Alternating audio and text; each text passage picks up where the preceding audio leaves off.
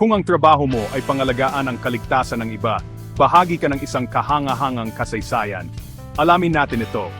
Ang mga trabahong pangkaligtasan ay mayaman sa kasaysayan simula pa noong unang bahagi ng ika-20 siglo.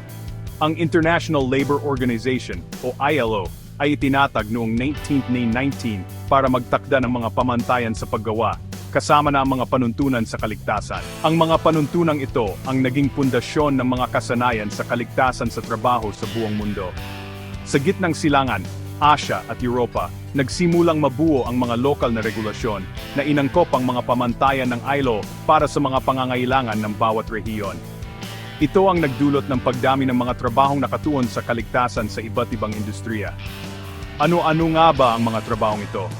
Mayroon tayong mga safety inspector, health and safety engineer, occupational health specialist, environmental health officer, risk manager at safety trainer. Bawat posisyon ay may mahalagang papel sa pagprotekta ng buhay at pagtiyak ng ligtas na kapaligiran sa trabaho. Gusto mo pang matuto tungkol sa mundo ng kaligtasan? Mag-subscribe sa EHS Talks para sa mga pinakabagong balita at kaalaman. Manatiling ligtas at may alam. Salamat sa panood. Pindutin ang subscribe button at sumama sa aming komunidad pangkaligtasan ngayon.